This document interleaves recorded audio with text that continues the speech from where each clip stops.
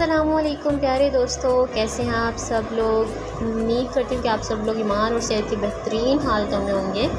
اللہ تعالیٰ آپ کی طرف بڑھنے والے ہر شر کو خیر میں بدل دے اور آپ کو دنیا آخرت کی تمام کامیابیوں سے امتناع فرمائے، آمین۔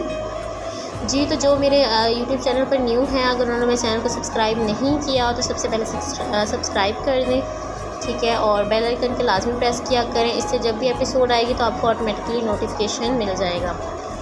تو چلتے ہیں ہماری ایپیسوڈ نمبر 16 کی طرف۔ پیچھے سے رسپانس دیکھ رہی ہوں، میں رسپانس بالکل بھی اچھا نہیں آ رہا، کوئی ویوز نہیں آ رہے، اور میں کہتی ہوں اس میں میرا خود کا قصور ہے، کیونکہ میں ایک تو ایپیسوڈ مجھے بھی پتہ ہے کہ میں 1 ویک کے بعد دے رہی ہوں، بیکاز میں سسرال میں ہوں اب، اور آپ سب کو پتہ ہے کہ ٹائم نکالنا بہت زیادہ ڈیفیکلٹ ہو جاتا ہے، تو اس لیے میں پہلے والی روٹین پر واپس آنے کی کوشش تو کر رہی ہوں، لیکن ہو نہیں پا رہا ہے مجھ سے، ٹھیک ہے، کوشش کرتی ہوں، انشاءاللہ ہو جائے گا مینیج۔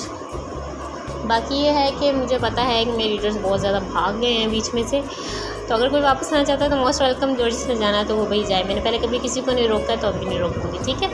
تو چلتے ہیں جی ہماری آج کے ایپیسوڈ جنون آریہ، تحریر سونی مرزا، قسط نمبر 16۔ رات اپنی پوری وحشت کے ساتھ حویلی پر اتر چکی تھی۔ تہہ خانے میں لٹکا ہوا زرد بلب کبھی جلتا کبھی مدھم پڑ جاتا، دیواروں پر ناچتے ہوئے سائے ایسے لگ رہے تھے جیسے اندھیرا خود زندہ ہو اور خاموشی سے خان کی تکلیف کا تماشا دیکھ رہا ہو۔ زنجیروں سے جکڑا خان کئی سالوں کی اذیت سہ چکا تھا، بدن کا شاید ہی کوئی حصہ ایسا بچا ہو جہاں زخم نہ ہو، ہونٹ پھٹے ہوئے تھے، کلائیوں کا گوشت زنجیروں سے کٹ کٹ کر سرخ پڑ چکا تھا، مگر اس کی آنکھوں میں اب بھی ایک ضد زندہ تھی، ایک ایسی ضد جو نہ کوڑے مار سکے تھے، نہ آگ، نہ بھوک، نہ تنہائی۔ پھر اچانک لوہے کا بھاری دروازہ چرچراتا ہوا کھلا۔ خان نے تھکی ہوئی آنکھیں اٹھائیں، مگر اگلے ہی لمحے اس کی پیشانی پر شکن ابھر آئی۔ آج کچھ مختلف تھا، کوئی جلتا ہوا راڈ نہیں تھا، کوئی کوڑا نہیں تھا، کوئی جلاد آگے نہیں بڑھا تھا، بس 4 آدمی اندر داخل ہوئے تھے اور ان کے درمیان ایک چھوٹا سا وجود تھا، ایک لڑکا، 8 یا 9 سال کی عمر، آنکھوں پر سیاہ پٹی بندھی ہوئی، ہاتھ آگے بندھے ہوئے، چہرے پر گھبراہٹ صاف تھی، مگر پھر بھی وہ خود کو مضبوط ظاہر کرنے کی کوشش کر رہا تھا۔ اسے دھکا دیا گیا تو وہ لڑکھڑا کر گھٹنوں کے بل گر گیا۔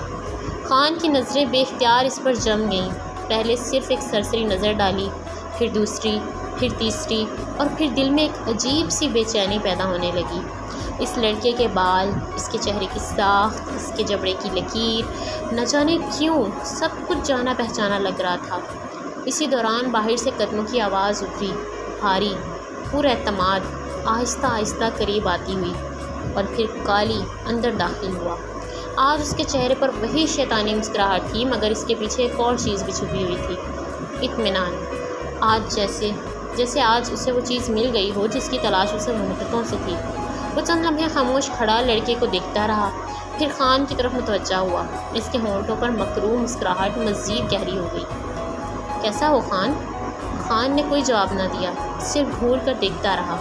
قاری ہنس پڑا۔ آج میں تمہارے لیے ایک تحفہ لایا ہوں، ایسا تحفہ جو شاید تمہاری ساری تکلیفیں بھلا دے۔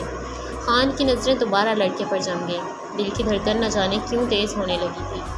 کالی لڑکے کے قریب گیا، اس کے کندھے پر ہاتھ رکھا، پھر آہستہ آہستہ خان کے گرد چکر لگانے لگا۔ یاد ہے وہ دن جب سب نے سمجھ لیا تھا کہ خان مر چکا ہے؟ خان کے چہرے پر ہلکی سی حرکت ہوئی۔ یاد ہے وہ بیوی جو تمہارے لیے رو رو کر پاگل ہو گئی تھی؟ خان کی بند مٹھی کھینچ گئی۔ اور یاد ہے جب وہ ماں بننے والی تھی؟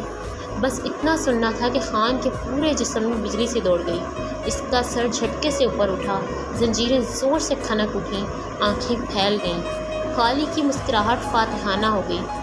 ہاں خان، بالکل صحیح سمجھے۔ اس نے لڑکے کے سر پر ہاتھ رکھا۔ یہ تمہارا بیٹا ہے۔ وقت جیسے تھم گیا، خان چند لمحے سانس لینا بھول گیا، اس کی نظریں لڑکے کے چہرے پر جم گئیں، پھر اچانک اس کی آنکھوں میں نمی اترنے لگی۔ وہی خان جو آگ میں جل گیا تھا، وہی خان جو کوڑوں کے نیچے خاموش رہا تھا، وہی خان جو موت کے سامنے بھی نہیں جھکا تھا، آج اس کی پلکیں کانپ رہی تھیں۔ نہیں، اس کے ہونٹ لرزے۔ نہیں، کالی نے جھک کر سرگوشی نما لہجے میں لفظ پھینکا، اس کا نام سخان ہے۔ یہ نام سنتے ہی خان ٹوٹ گیا، واقعی ٹوٹ گیا۔ یہ وہی نام تھا جو اس نے مرنے سے پہلے سہیل کو بتایا تھا۔ وہ پوری طاقت سے زنجیروں میں جھٹکا دینے لگا، خون دوبارہ کلائیوں سے بہنے لگا۔ درد سے اس کے چہرے کے عضلات کھنچ گئے، مگر اسے احساس تک نہ ہوا۔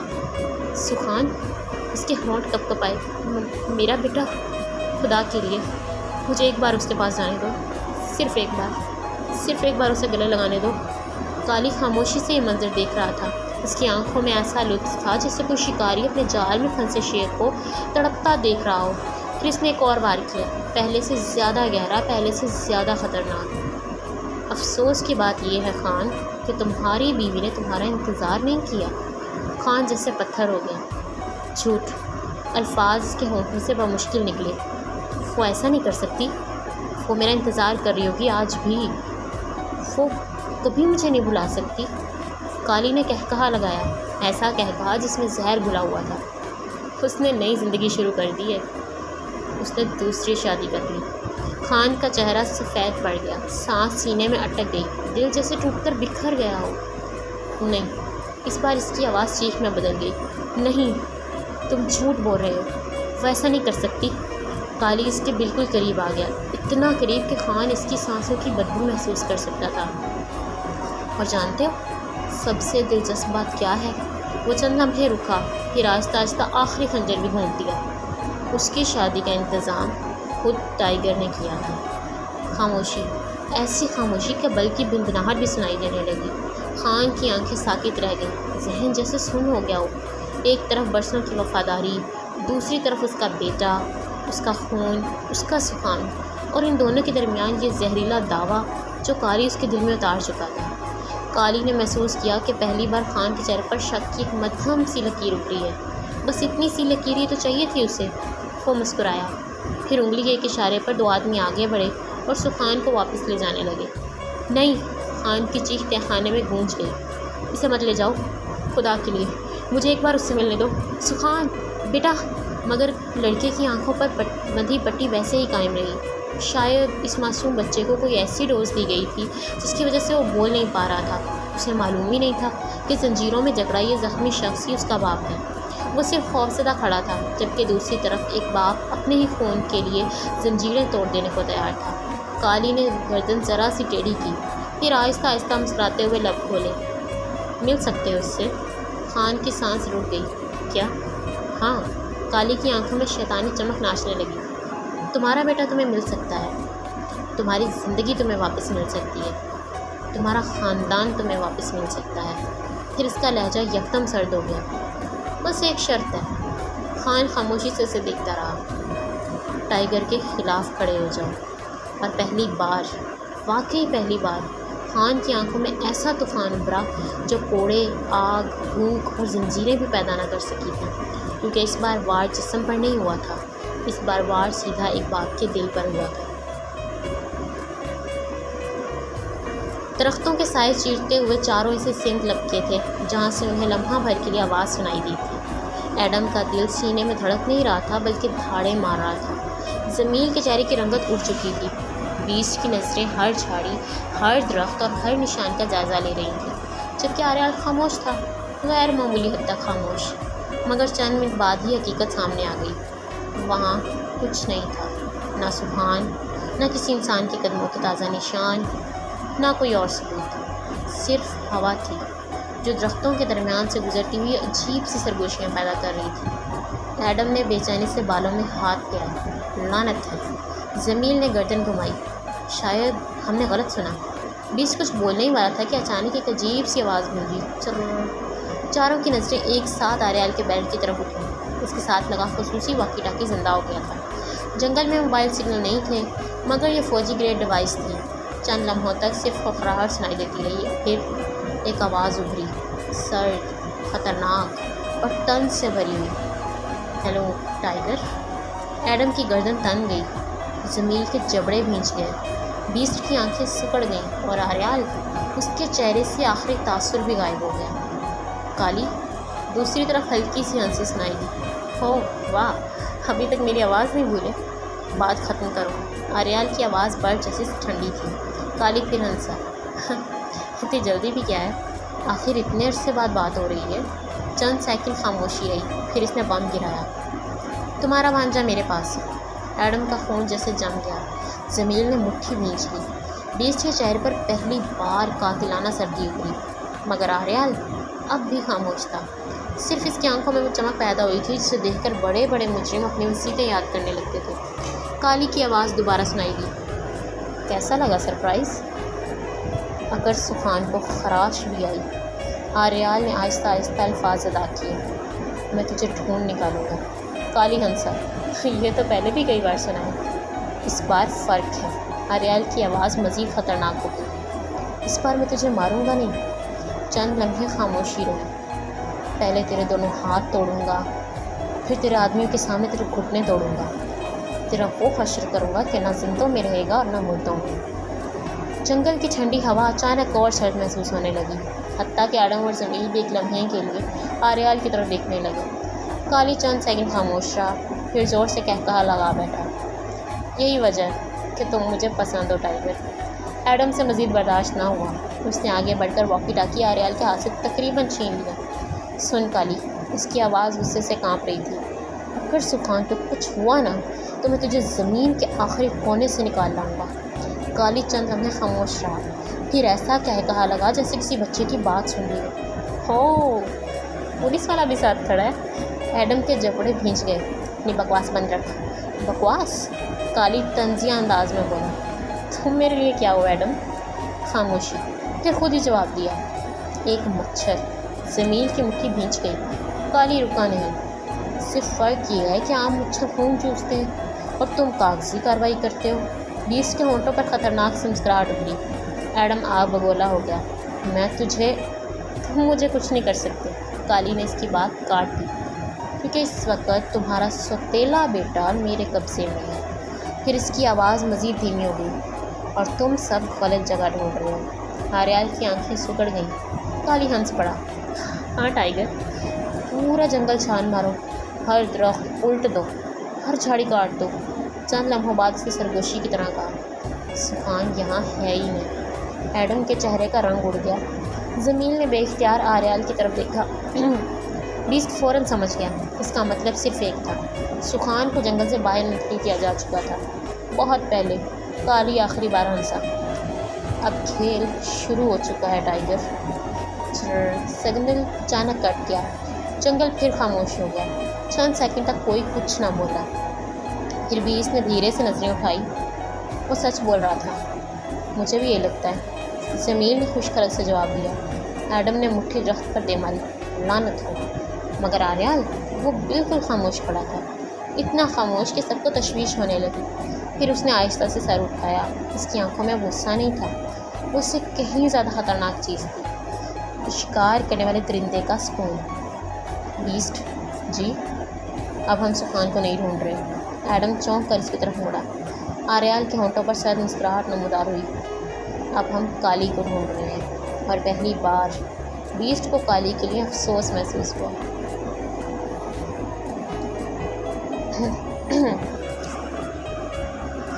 تھک گئی ہوں میں، چلیں آگے ریڈ کرتے۔ بھاری لوہے کا دروازہ دھماکے سے بند ہوا۔ کالی اور اس کے آدمیوں کے قدموں کی آوازیں آہستہ آہستہ دور ہوتی گئیں۔ پھر تہ خانے میں دوبارہ وہی خاموشی اتر آئی، وہی گھٹن، وہی اندھیرا، وہی تنہائی۔ مگر آج ایک چیز بدل چکی تھی، آج خان اکیلا نہیں تھا، کم از کم اس کے ذہن میں نہیں۔ سبحان کا چہرہ اب بھی اس کی آنکھوں کے سامنے گھوم رہا تھا، وہی بال، وہی معصوم چہرہ، وہی خوفزدہ آواز، وہی چھوٹا سا وجود جسے اس نے زندگی میں پہلی بار دیکھا تھا، اور شاید برسوں سے جس کے وجود سے بھی بے خبر تھا۔ خان نے آہستہ سے سر دیوار کے ساتھ ٹکا دیا، آنکھیں بند کر لی، مگر جیسے ہی پلکیں بند ہوئی سامنے سبحان آ گیا۔ بابا! اگرچہ لڑکے نے یہ لفظ نہیں کہا تھا، اسے معلوم ہی نہیں تھا کہ خان اس کا باپ ہے، مگر خان کے دل میں یہی آواز گونج رہی تھی، بابا بابا بابا۔ اس کا سینہ بری طرح اٹھنے لگا، میرا بیٹا۔ ہونٹوں سے سرگوشی نکلی، آنکھوں کے کنارے بھیگ گئے، میرا خون۔ وہ کئی لمحے اسی خون حالت میں بیٹھا رہا، پھر اچانک کالی کے الفاظ دوبارہ ذہن میں گونجنے لگے، تمہاری بیوی نے تمہارا انتظار نہیں کیا، اس نے دوسری شادی کر لی۔ اس شادی کا انتظام ٹائیگر نے خود کیا تھا۔ خان کی آنکھیں یکدم کھل گئیں، جبڑا بھیج گیا۔ نہیں، اس نے سر جھٹکا۔ نہیں، مگر جتنا وہ ان الفاظ کو جھٹلانے کی کوشش کرتا وہ اتنے ہی زور سے واپس آ جاتے۔ اس کے ذہن میں سہیل کا چہرہ ابھرا، وہی سہیل جس کے لیے وہ دنیا سے لڑ سکتا تھا، جس کی ایک مسکراہٹ پر اپنی جان قربان کر سکتا تھا، جسے اس نے اپنی زندگی کا مقصد سمجھ لیا تھا۔ خان کی بند مٹھی بھیج گئی۔ تم نے میرا انتظار کیوں نہیں کیا؟ اس کی آواز ٹوٹ گئی۔ میں تم سے محبت کرتا تھا، پاگلوں کی طرح۔ میں نے تمہارے سوا کبھی کسی عورت کی طرف دیکھا تک نہیں۔ اس کی آنکھوں میں درد اتر آیا۔ تم نے کیسے کسی اور کا ہاتھ تھام لیا؟ یہ سوچ ہی اس کے لیے ناقابل برداشت تھی۔ اسے یاد تھا کہ سہیل کا کسی دوسرے مرد کے قریب کھڑے ہونا بھی اسے برداشت نہیں ہوتا تھا، اور اب وہ تصور کر رہا تھا کہ وہ کسی اور کی بیوی بن چکی ہے۔ اس کے دل میں پہلی بار ایک تلخ سا شکوہ پیدا ہوا۔ تم نے اتنی جلدی ہار مان لی، اتنی جلدی مجھے بھول گئی۔ مگر اگلے ہی لمحے اس کا سر نفی میں ہل گیا۔ نہیں، سہیل ایسی نہیں تھی، وہ ایسا نہیں کر سکتی۔ وہ مجھ سے محبت کرتی تھی۔ وہ الجھ گیا، پوری طرح الجھ گیا۔ پھر ٹائیگر کا چہرہ اس کے ذہن میں ابھرا۔ آریال پاشا، اس کا دوست، اس کا بھائی، وہ شخص جس کے ساتھ اس نے موت کو آنکھوں میں آنکھیں ڈال کر دیکھا تھا، جس کے ساتھ خون بہایا تھا، جس کے لیے جان دینے میں ایک لمحہ نہ لگا تھا۔ مگر پھر کالی کی آواز دوبارہ سنائی دی۔ اس شادی کا انتظام ٹائیگر نے خود کیا تھا۔ خان کا جبڑا سخت ہو گیا۔ کیسے کر سکتا ہے ویسا؟ اس نے سر دیوار سے ٹکرا دیا۔ وہ جانتا تھا میں سہیل سے کتنی محبت کرتا ہوں۔ وہ جانتا تھا میں اس کے بغیر زندہ نہیں رہ سکتا۔ وہ جانتا تھا میں سہیل کو کسی اور کے ساتھ سوچ بھی نہیں سکتا۔ اس کی سانسیں تیز ہو گئیں۔ پھر اس نے ایسا کیوں کیا؟ چند لمحے بعد وہ پھر خاموش ہو گیا۔ پھر آہستہ آہستہ سر نفی میں ہلانے لگا۔ نہیں، آریال ایسا نہیں کر سکتا۔ اس کی آنکھوں میں برسوں پرانی یادیں ابھر آئیں۔ مشن، لڑائیاں، قربانیاں، ہنسی مذاق، وفاداری۔ وہ میرا بھائی تھا۔ وہ مجھے دھوکہ نہیں دے سکتا، وہ کبھی نہیں دے سکتا۔ خان کی آواز میں یقین تھا، مگر وہ یقین اب پہلے جیسا مضبوط نہیں رہا تھا۔ کالی نے اس کے دل میں شک کا جو بیج بویا تھا وہ آہستہ آہستہ جڑ پکڑنے لگا تھا، اور یہی بات اسے اندر سے کھائی جا رہی تھی۔ اگر کالی جھوٹ بول رہا تھا تو کیوں بول رہا تھا؟ اور اگر سچ بول رہا تھا تو پھر آریال نے ایسا کیوں کیا؟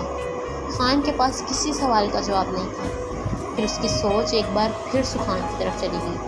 اس کا بیٹا، اس کا اپنا خون، وہ بچہ جو برسوں تک باپ کے بغیر بڑا ہو، جسے یہ بھی معلوم نہیں تھا کہ اس کا باپ زندہ ہے۔ خان کی آنکھوں سے آنسو بہنے لگے۔ میرا بیٹا، وہ میرے بغیر بڑا ہوا۔ اس نے مجھے بابا کہہ کر بھی نہیں پکارا۔ اس کا دل بری طرح تڑپ رہا تھا۔ اگر کالی سچ کہہ رہا تھا تو سکھان خطرے میں تھا، اور اگر کالی جھوٹ بھی بول رہا تھا تب بھی سکھان اس حویلی میں قید تھا۔ یہ حقیقت جھٹلائی نہیں جا سکتی تھی۔ خان نے آہستہ آہستہ سر اٹھایا۔ آنکھوں میں درد تھا، غصہ تھا، الجھن تھی، اور سب سے بڑھ کر ایک باپ کی بے بسی تھی۔ ایک طرف آریال تھا، اس کی برسوں کی وفاداری، اس کا بھائی۔ دوسری طرف سکھان تھا، اس کا بیٹا، اس کے دل کا ٹکڑا۔